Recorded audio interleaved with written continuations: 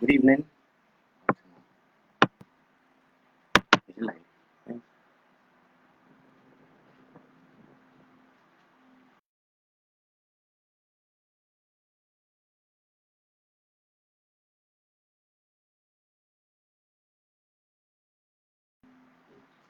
So I'll just go straight.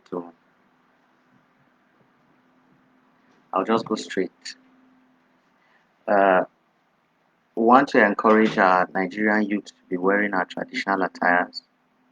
So every week we'll be sampling different attires domiciled within the Middle Belt, Nigeria, and with time West Africa.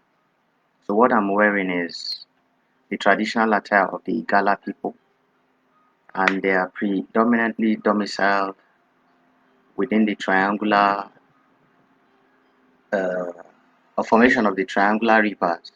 They are within the triangular rivers, the River Benue and River Kogi. They are strong and hardworking people. They are deeply cultural people and they are traditional people. Their traditional leader is called the Ata of Igala. And according to folklore, they say he is equally their spiritual.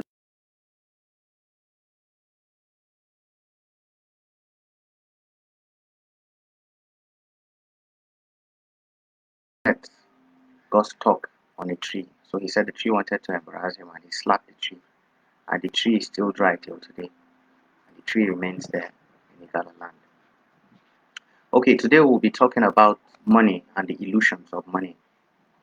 According to what I titled it, I said money is the greatest lie that has ever been told to the world. But before I start, I would like to ask what is money? Money is a a tool that is used to measure wealth. And now, the same way you can use an inch to measure height, or how you use grams to measure weight. But money is not wealth itself. Who don't understand. We're having some discussions. Why I chose this topic today was because of the trend that we see these days, especially youths. Nobody talks about anything apart from money. Money this, money that. We know, yes, it's a wonderful tool of accounting. You can use it to measure a lot of variables. But how did money come about? Money was just supposed to use to exchange value, and that is where it stops. But today, money has become God itself, and I deliberately choose to use the capital G, God. When you look at man generally, man has evolved according to Charles Darwin to what he is today. We've had the early man. According to archaeologists, they'll tell you that there was the Homo habilis, the Homo erectus, the Homo deus, and what we have today called the Homo sapien. The Homo sapien are said to be very intelligent. Uh, they are enlightened and they think even into the future. But let's look at the activities of the earliest man, the first man. According to archaeologists, they say the first man, according to archaeological findings, the first man um, evolved from East Africa. I didn't say it. That's what they tell us. And that's Uganda to be precise. So they see the activities of this man there before he was able to build other equipment and working tools and machineries to be able to conquer his environment and subsequently even move to the European side of the European part of the world. That is crossing the Mediterranean Sea and the Antarctica, the Atlantic Ocean. But what this man, according to archaeologists, was doing before he got to where he is today. They say that he was a wanderer and a gatherer. So the wandering man used to move from one point to the other just to search for food. And then where he gets his belly filled up, he sleeps there. And then he wakes up and he continues. And now this has been the activities of Homo erectus, Homo habilis, and Homo deus. Now it is said that it is the Homo sapien that discovered light, that is fire. Now fire is what has changed the course of man's existence here on earth. That is, since he discovered fire, he's been able to cook his food, so to make it softer, and in that way his body has become, they call it specialized. Specialized, but in biology there is a word for it. I think it's, I can't remember now. Now his internal organs can readily digest this food, and then it doesn't take a longer time to digest it.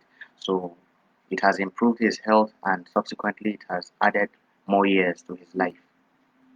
And he has used fire to conquer his environment. He has used fire just recently to fire his jets, his engines, to uh, use it as combustion for his cars and all. And at the same time, again, he's using fire to destroy his environment. Uh, a lot of people celebrate Albert Einstein. I beg to differ. I would never celebrate someone that would just use just three letters to form something that destroys the world by just pressing a button on your phone or a device. I don't celebrate those kind of people. With no apologies to Albert Einstein.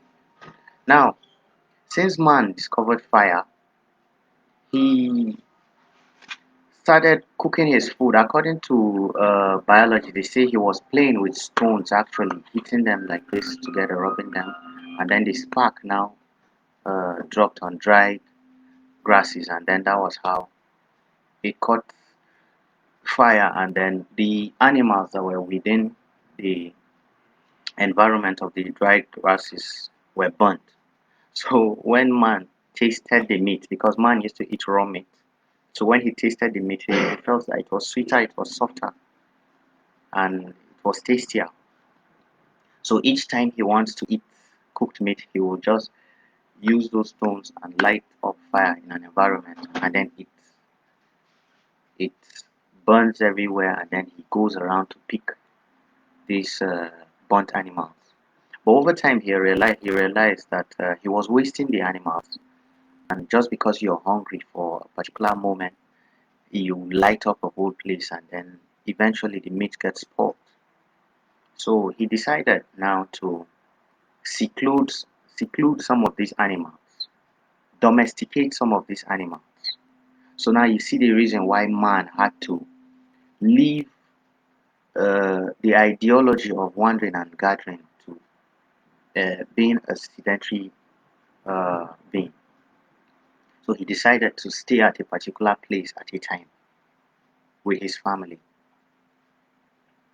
To now he had to form a parameter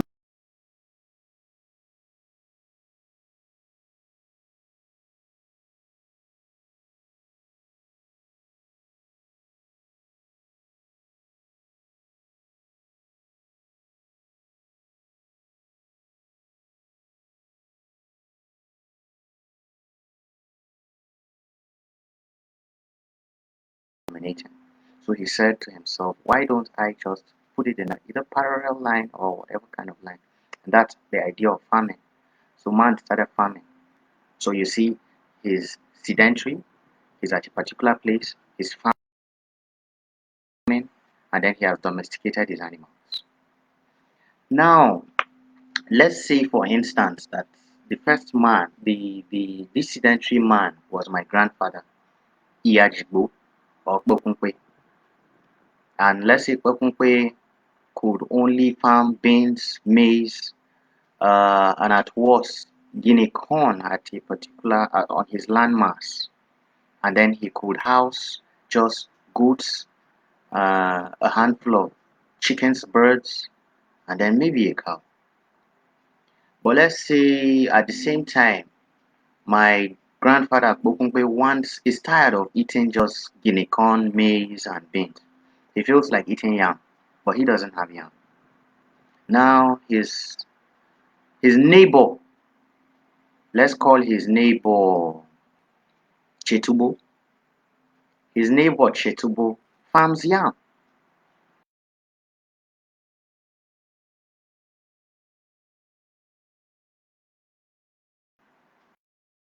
Gives me the yam I want, and I give him the beans. Now that was where the ideology of trade by barter came. And they were trading all these things, but they later found out that one person was cheating the other. Maybe my grandfather could just take the equivalence of 2 or 3 measures of beans to Chetubo, and then Chetubo will carry like 5 tubers of yam. So there was value lost somewhere. Someone felt cheated. So that was where the idea of markets came. They said, okay, on particular days, let's all gather and bring all our produce. Even people from the neighboring villages used to come at a particular spot, market, and then they trade. Now, what was the measure of this trade? Uh, they got, I would love to call it studio professionals to just measure. Let's say, okay, how much is the value of 1 tuber of yam to beans? Now you see where accounting comes in to play. So they had, let's call them, for lack of a better word, accountants who would come to the market and their work was to change and trade value for whatever it is that you were exchanging. Because it makes no sense if I bring 2 chickens and you bring a goat and then we trade. It doesn't make economic sense. So that was how they got stores in this market. They said, okay, if you have the value of, let's say, a bag of beans, but you feel like eating chicken for the whole month, bring this bag of beans to this accountant and they keep. Then someone who comes from a neighboring village who feels like eating beans and he has chicken readily available, they trade this and then they write down his name on a paper. Now remember that writing, arithmetics, algorithm, and I can't remember the other, all emanated from Africa.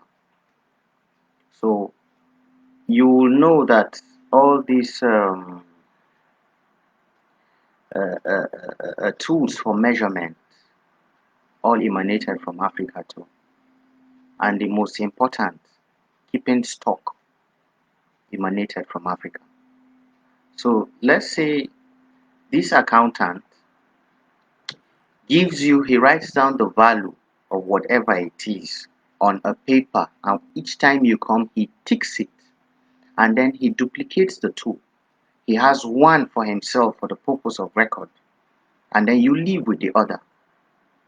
But they found out that, let's say, 100 or 200 people come to the market.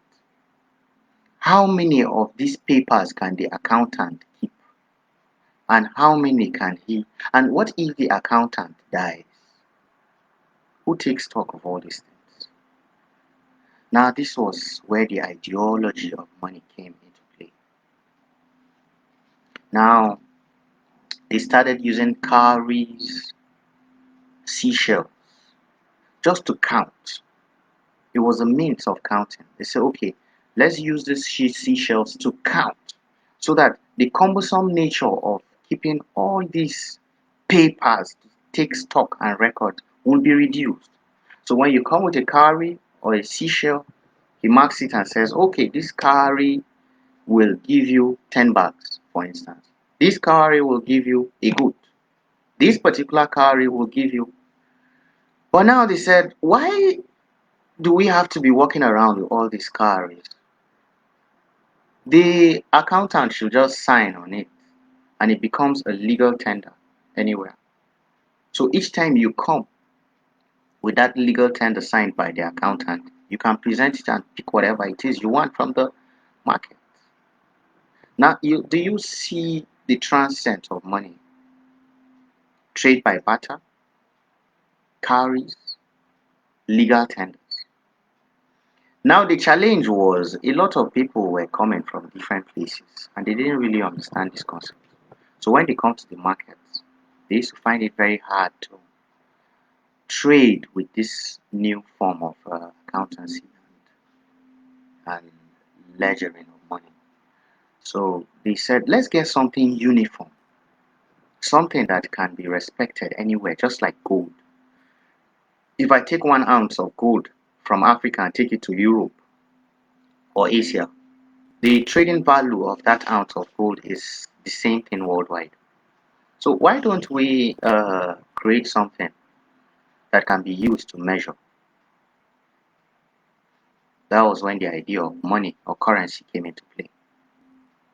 Now, keep in mind that this currency was just to be able to track value, and that was it.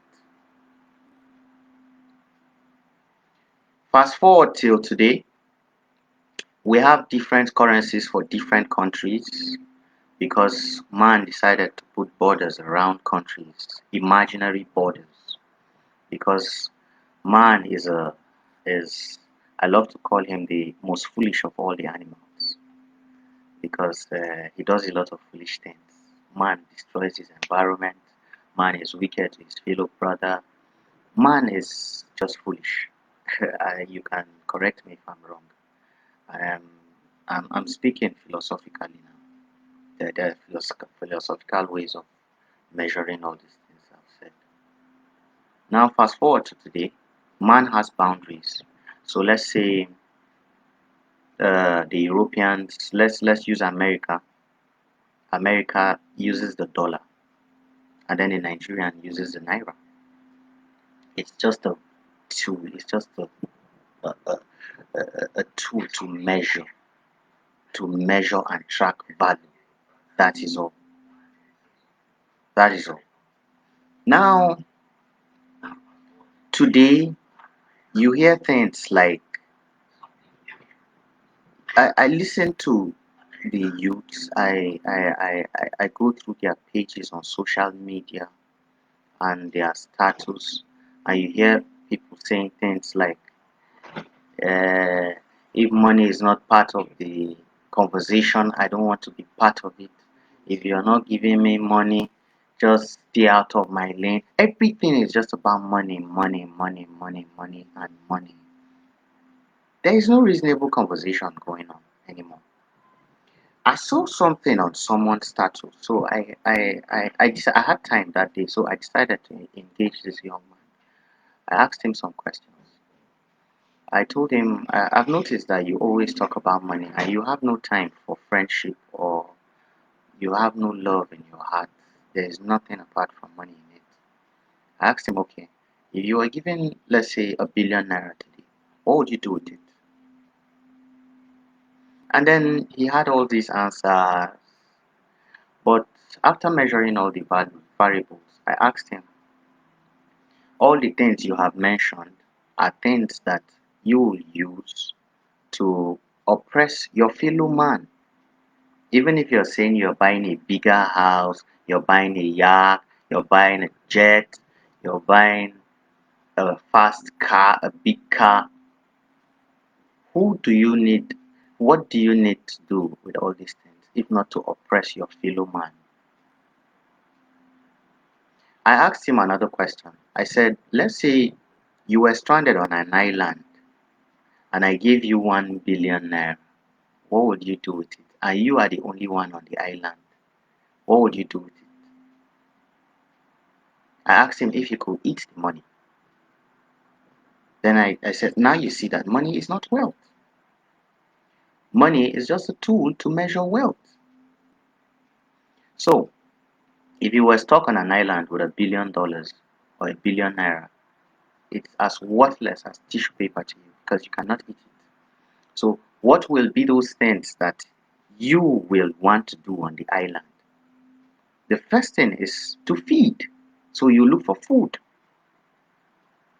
Now, when you look for food, what's the next thing? Is to look for where to lay your head, shelter. And after that, what's the next point of action? If you're cold or you're warm or whatever it is, then you look for something to cover yourself. Out of these three things that I have mentioned, what would you be able to do with money on that island again? Or you tell me, what would you be doing on island? If not on the island, sorry, if not to just entertain yourself. Let's say, for instance, something happens to you, you were being chased by maybe a rhinoceros that you saw in the bush, and then you fell and you broke your leg. Would you be able to treat yourself? Okay. Would you just gather the money to treat you? So you would not even be able to use mud to fix your broken bone. So now this is where the ideology of humanity comes into play. We have to begin to understand all these things because there are people that actually control this world, and they have used a lot of because man, out of all the animals, I think man calls himself enlightened, but at the same time he's the most unenlightened out of all the species of animals. Why do I say so?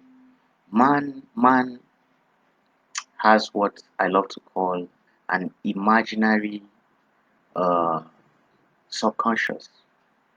He has what I love to call a social construct. He is he loves fiction, you know. So he doesn't want to dwell in the present, so he builds a lot of imaginary things for himself. Now, don't get me wrong in some of these things I'm trying to tell you. When man started asking questions in terms of religion, what's the next tool that can be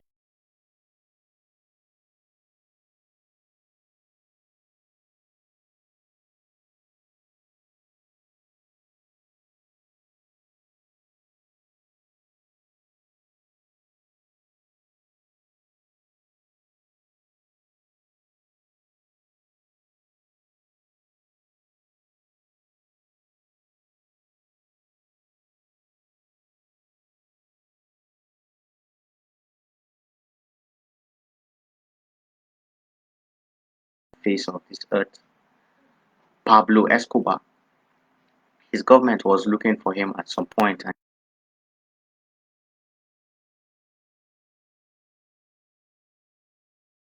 talk in a very, very cold region.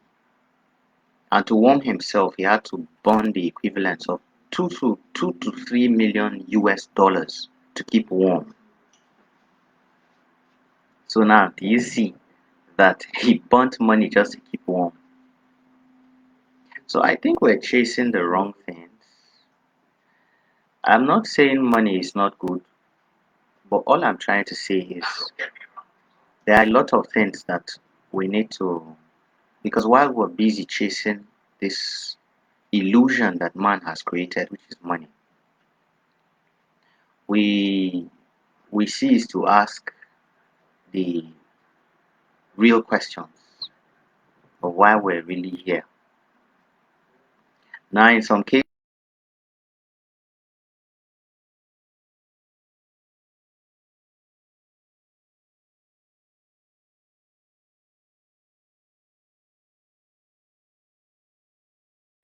while you are alive, that's the difference. There is no meaning to life, but you could find a meaning in your existence. Because it doesn't make sense to me when 7 days or 5 days and 7 days you wake up by 8, you go somewhere and you work till 4 and you come back just to get paid at the end of the month. Life has to be Life has to be more than that, I suppose. Uh, there is this story I read, and it made a lot of sense to me. In the story, the there was a man who was just a fisherman. He was lying in his boat, a very small boat, very small boat. He was lying in the boat, just resting, enjoying the waves of the ocean, listening to all the birds quick, and enjoying the scenery of the ocean. And then a big man, that is what people love to call it, maybe someone who has acquired wealth, acquired money, primordial accumulation of money, came in his yak. A yak is the equivalent of a bigger, fashionable boat. And then he saw this man chilling in his small boat and he asked him, "What are you doing?" He said, "I am resting." "Why are you resting? Don't you know that you could go around? This is the time to catch a lot of fish." So he asked him, "Okay, what do I do with a lot of fish?" And he said, "You could sell the fish and get new boats, and then you get others to work for you too and get more boats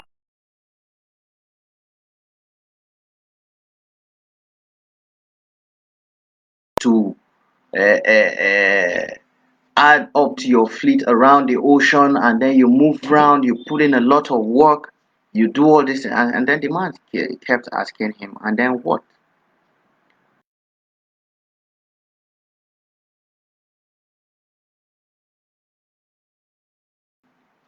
Then the fisherman asked him, "What do you think I am doing?" "I'm relaxing. Why do I kill myself just to come back to relax?" Now, I think our youths need to ask themselves some pertinent questions when money is talked about. Because you hear a lot of mind-boggling stories, very sad stories about what these youths do to get money. Some can go as far as taking the lives of others. Some even, I've never seen one though, but I keep hearing that they even kill their parents, kill their siblings, all just for money. And when you ask them what they are going to do with this money, it's just to appear fancy, just to wear shiny things, and just to drive big cars and then oppress their fellow men. And then what? You've added no value. So I actually have a lot of respect for people that actually know how to invent things. Let's say, for instance, you and I are stuck on an island. We will be able to farm to feed ourselves. We will be able to milk goats or cows. We will be able to do things that will keep us alive. But it might surprise you that most of the people that have a lot of money will not be able to survive a day when the money is taken away from them because they have built themselves around this illusion that money is everything. We need to look at why we're really here. There is a lot of hate in the world today because of money, and it is being used as a form of mind control. So I would love us to look inward, deeply search ourselves to understand that money is just a tool for exchange, and that is where it stops. And this exchange borders around just food, shelter, and then what to wear. If you're talking about any other thing, it will be a story for another day. Let's chase higher things. Let's chase higher things. Let's chase knowledge. Let's love. Let's love one another. I think that's why we're here. There is so little, too little love around. Too many wars. Someone was telling me the other day that, oh, when all these wars go away, we're going to finally have peace in the world and everybody will be happy. I said there will never be peace in the world because peace is not profitable. But wars are. Wars are profitable. And there's a lot of wickedness going on in the world because of money. I did a little research and I found out that this little malaria would never leave Africa because it's a business. It's $1 billion business in Africa. You know, they send a lot of drugs, malaria drugs, testing kits, uh, mosquito nets. They come on all these tours, seminars for malaria, and they give you anti-malaria drips and all. It's just a business. If they want malaria to go away in a day, it can be achieved. Then $1 billion industry would have been lost. But what is the value of money against a life? That's a question I love to ask. I'm going to stop here. We will continue having series every week, and the idea is to enlighten ourselves because I'll leave you with words on marble, and it is taken from the book of G Code, chapter 4, verse 19. And it says, if you want to plan for a year, plant maize. If you want to plan for 10 years, plant a tree. Or if you want to plan for centuries, enlighten and educate the people. So you can follow us on our social media handles. Facebook, it's G-Code Mark Alta. Our YouTube channel is G-Code Mark Alta. Instagram and Twitter is at Gaza Alta. Agife